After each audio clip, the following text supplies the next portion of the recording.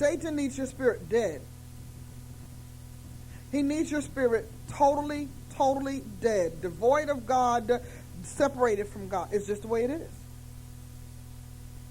If you've got unanswered prayer in your life, it will create an appetite. Because the frustration, I'm just going somewhere. Y'all just allow me to just go ahead and have a little fun. The frustration tied to deprivation has got to be soothed. You've got to anesthetize it somewhere. Because the body is meant to be in perfect balance. That means a perfect intake and a perfect supply or replenishment of everything that it expends. If you expend a lot of love and get no love back, you're going to have a love deficit. Since love is a pleasure, you're going to seek to anesthetize that with a like or comparable pleasure.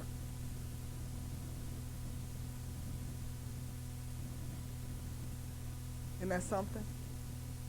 If you expend a lot of emotional giving to anyone and you don't get that back, then you will have an emotional deficit that will require you to become addicted to another pleasure. You will anesthetize it with another pleasure. And if you don't do it with food, then you're going to do it with chemicals. You're going to do it with drugs. You're going to do it with buying. You're going to do it with some sort of pleasure thing because that button in your brain hasn't gotten it yet. And so Paul understands that. And he understands one will lead to another. So I don't care how much you try to say, okay, my God, I've been trying to take off weight. I've been trying to stay slim. It's not about that. That's why I don't listen to people give me diets. I just won't listen to them. Because I'm like, you don't know how I got this way. And until you know what I'm really deprived of, you can't supply what I need to be replenished in. That's a prayer thing. Isn't that powerful? That's a prayer thing. Because only God can tell you. And if you ask him, he will tell you. He may not tell you the first week.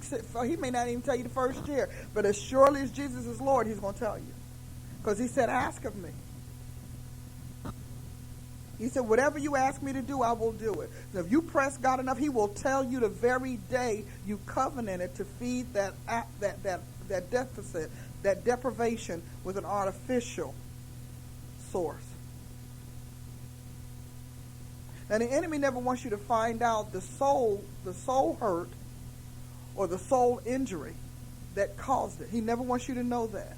So he keeps saying, okay, well, first you got to do this. And then as soon as you do that, and then that runs flat. So I'm talking about everything flatlining. Then you go and he said, well, okay, well, what you need to do is just start working out more. So you start working out more, but that hollowness in your soul is not helping. Okay? And then he said, well, what you need to do is that you need to go and start doing this and changing that. It's not that. It's none of those things. Sickness always comes from within.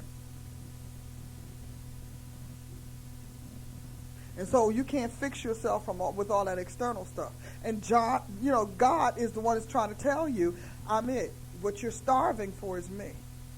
You're hungry for me. You're starving for me. God was very cool. God created within each one of us a spot that only he can access. And he created a hunger in us that only he can fill. And so when you get to a point, and it could happen as a little kid, you could be starving you may be a good saint.